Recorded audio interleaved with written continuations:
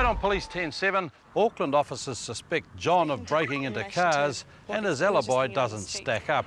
I'm just trying to get some clarification of whether he's telling us, what he's telling us is true or not. They're meth. And then the police discovered drugs in his backpack. So 1, 2, 3, 4 meth bags are yours.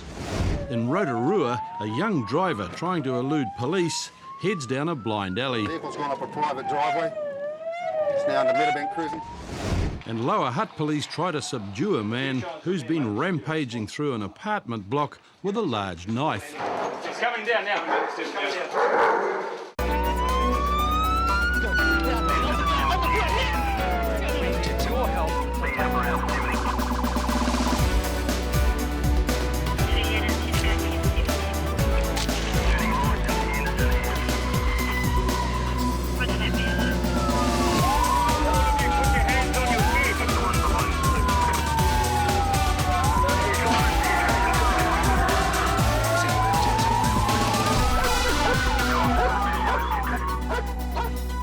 It's 5 a.m. in central Auckland, and officers Megan Halstead and Philip Toms have been alerted to a potential burglary in progress.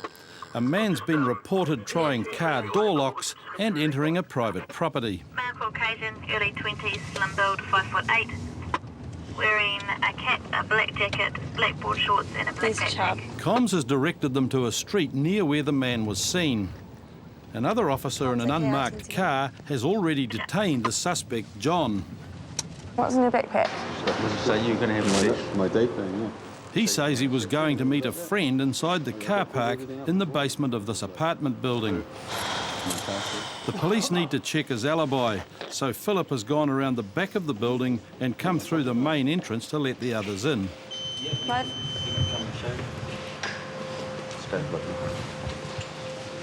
How come you got your pocket knife? How come you've got your pocket knife? Yeah?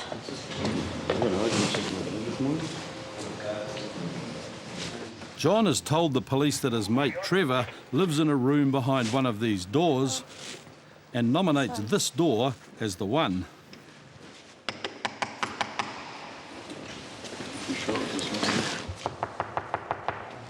Hello? But these don't actually look like apartment doors. You wouldn't have a front door leading quite to your unusual. car park. I reckon these are like lockers. So what are these? Are these like apartments or what? Little rooms. Yeah? Yeah, like with a little kitchenette and shit, and that's about it. Did you come here much or? This is the first time I've been here, he's only just moved in. Oh, I see. I see. So what were you planning to do after this? Go to sleep in the car for about an hour or two, because I'm pretty fucked in. He's claiming he's in town solely because he came in for a sesh, he said, with his friend, and then he's going to have a sleep in the car, and then he's going to go do his studies at university for the day at 8 o'clock. Starts work at 9 this morning. But once the senior sergeant phones John's flatmate in West Auckland, Does he attend any sort of tech or university? Or has he finished that? the claim that he's off to university at 8 o'clock is under question. Okay. And it seems the flatmate is already aware that John is being questioned by the police. You're getting texts from... I'm just trying to get some clarification of some of the things he's told us so that we know that what's going on and whether he's telling us, what he's telling us is true or not. He says he does live there, but that he just thinks he's at a friend's house, but that he's supposed to be at work at 9 o'clock. He's told us he's meant to be at university at 8. And while I was talking to the friend was, I could hear the guy's cell phone going off all the time. So he's getting texts from somebody, and every time it went off, he'd disappear off the phone for a while. So he's obviously getting fed something from somebody. Okay.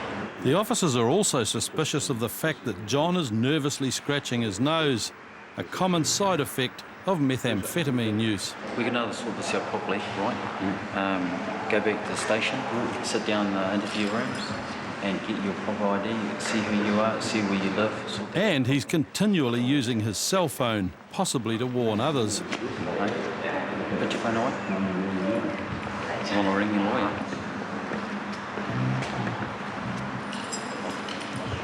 Excuse me, you say they're not ringing the lawyer. My God. We can open that. It's only when he's arrested for being unlawfully on a property that he reluctantly releases his phone. Yep. you doing, bro? Once you're under arrest for being unlawful on a property. Not a problem, buddy. And my lawyer will sort this out. This is rubbish. So you sit here. Okay. Can I have my phone back, please? Because you don't have my right to You'll go bring through your my phone back. You'll bring your phone back. No, you do not have a warrant. He's going to bring You're ringing your lawyer? I know. Not been ringing your lawyer. John's been arrested for being unlawfully on a property, but back at Auckland Central, a search of his bag has turned up a few very interesting items. Doesn't look very good for you at this moment. It's called possession of instruments. No, it's not. Okay. Okay, can you ring my panel beater and talk to him about it? My goodness. He's done a massive Yeah, on things, that's not panel beating things. No, because I've been attaching bits to my car. Can you fit? You've got 3, 4, 5 different screwdrivers. You know, I've got more in my car. There's hundreds of tools. What's in here? Crack pipe. Oh, choice. Oh, good Awesome. stuff. Well done. Doesn't look very good. Again, is there what's in that pouch in there? Weed. Just weed in there. I'm just informing you now that what I've found doesn't look very good for you. I know. Okay? Yeah. Cannabis there. What's in here?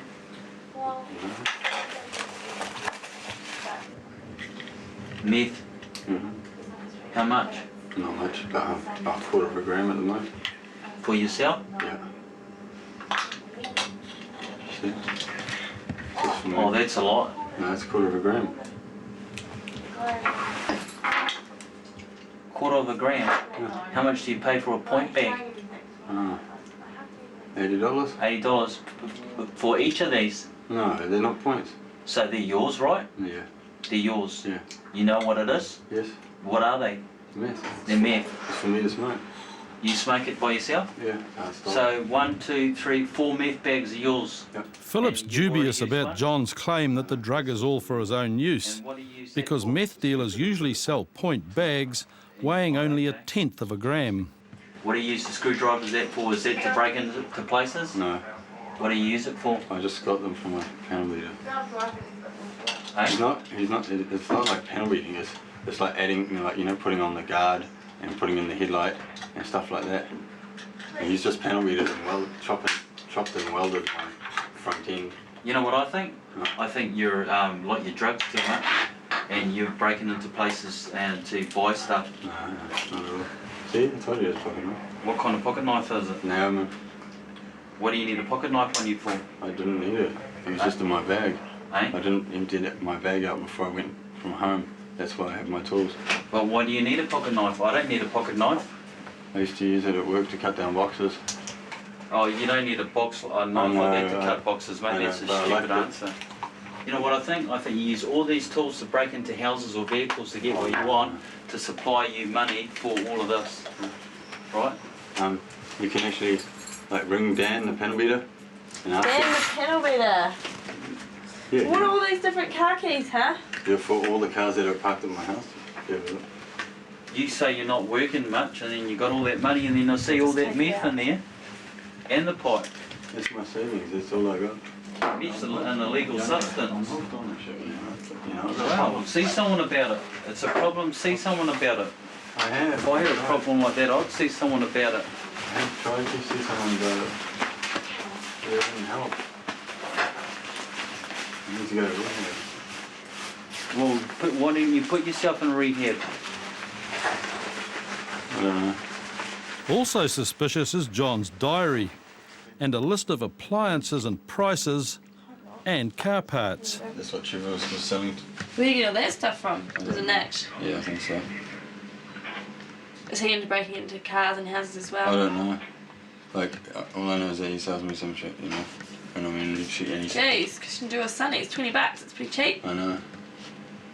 And that's what I mean, I was at the panel beaters all day. What sort of stuff do you go for when you get into cars and stuff? I don't get into cars and stuff. I'm sorry, but yeah. How'd you get to take meth? Oh, How were you introduced to it? Oh, at a party, one of my mates was like, oh yeah, come and have some of this, And then ever since I tried it, I've been stuck on that. What do you mean stuck on it? You just want it all the time? Yeah, When do you get your money from meth? My mum gives me some money and I get some money from student allowances. That doesn't pay for meth, mate. Yeah. Where do you get your money from meth? Yeah, I get my student allowance and my mum gives me money and I get allowance from her and my trust fund and stuff. What did it cost for each gram? I didn't, like, I mean, that's how I ration it up for myself. I'm allowed one of those a day. What, a whole bag? That little bag, yeah. Yeah? Yeah. What, and that's a point bag? No, it's not a point. It's about half a point. This is a field testing kit, and we use it just to see if it is methamphetamine. We put a sample of this in here, and we've broken 2 of the ampules, and we're just going to break the 3rd one and give it a wee shake, and if it turns blue, which it has, it's methamphetamine. Well, he's already under arrest for unlawfully on property, and we'll be placing a few other charges, like possession of meth and cannabis, and possession of, like he's got some tools and he looks like he was going to break into a vehicle or building. So, possession of instruments for burglary. I thought I could handle it. I thought, you know, I've only smoked it once, you know, every month, and then it ends up once every week, and then once every day, and then you're just smoking it 24/7. And how much is it costing you, this habit? My life, really. Everything. I've lost everything. Everyone I care about.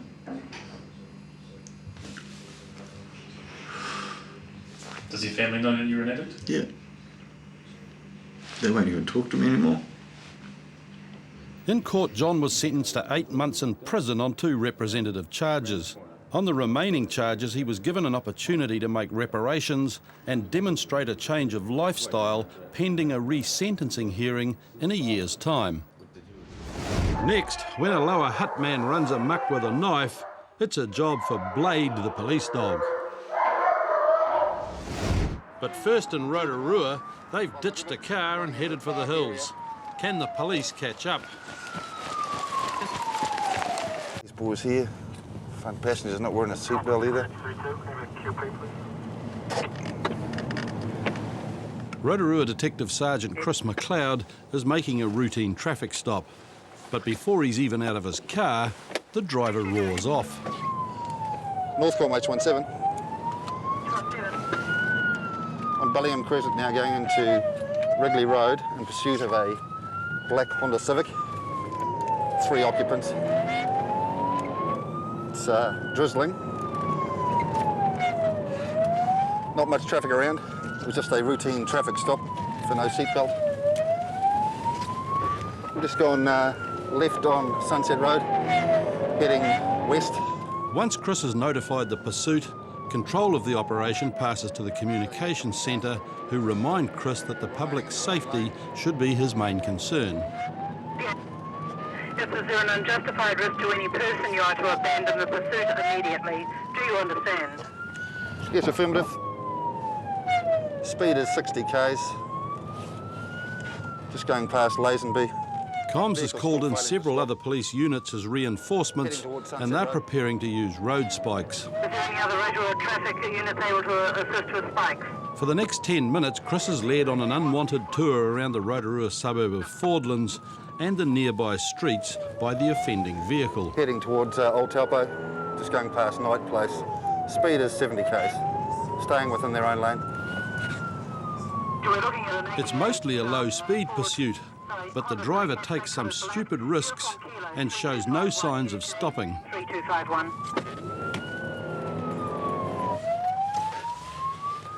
We've turned right from Bertram back onto Pukeko, straight past. No, we're in Ford Road again. Eventually, something has to give, and the driver loses it on a wet corner. Yes, we're just approaching. He soon starts taking even more risks in his efforts to get away. Here you go.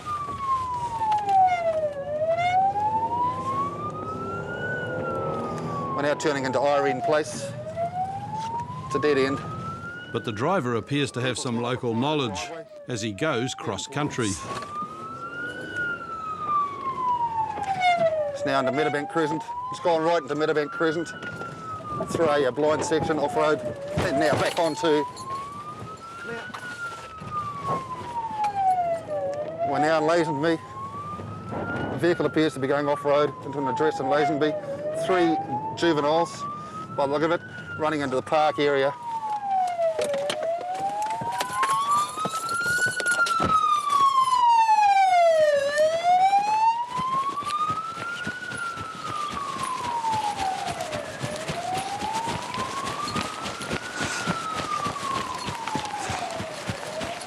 Park area, Ford Road.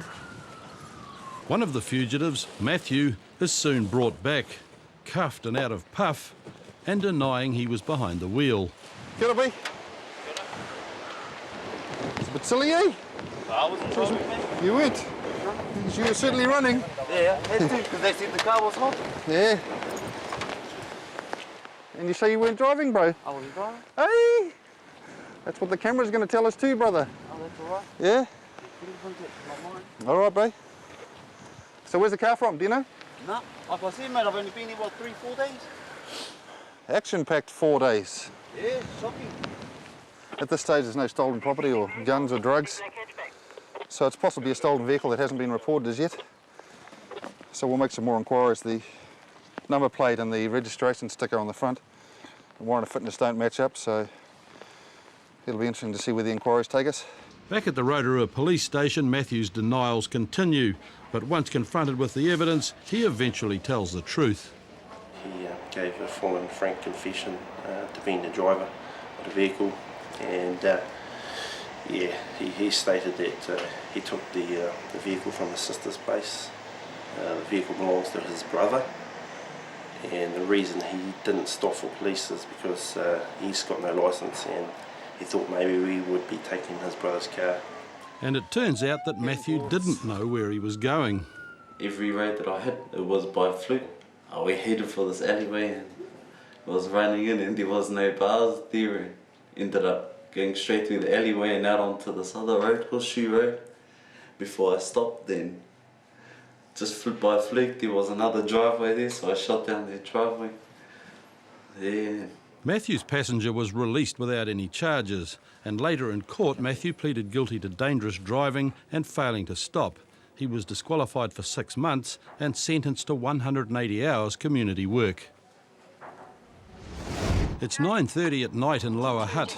Detective James Partia and Detective Constable Kylie Martin have been called to a block of flats where one of the residents has run amok with a large knife. We've received a call that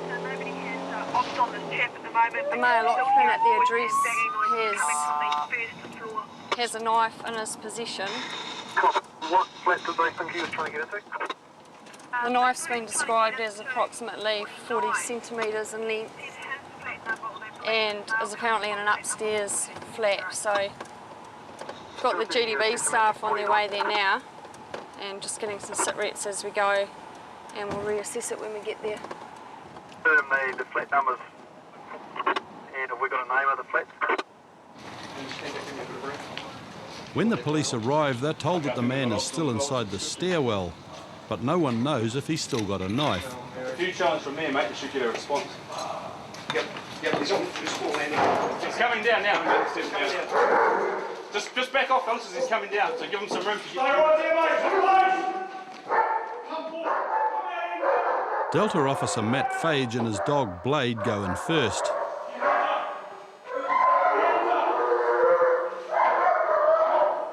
The police outside can't see a knife, but by the time Matt is up the stairs, the suspect has covered up his right hand.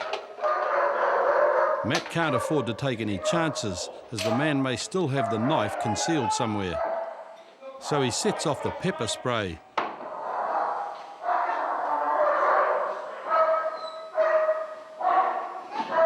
The suspect is dazed long enough for other officers to come in and subdue him.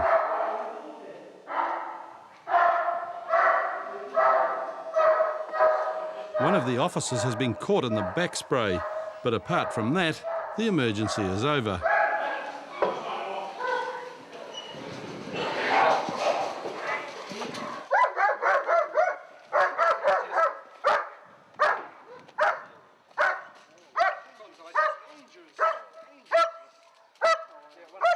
When I got there, challenged with the dog, he was in the stairwell. Couldn't see his hands, they were in his pocket. Had a coat covering it.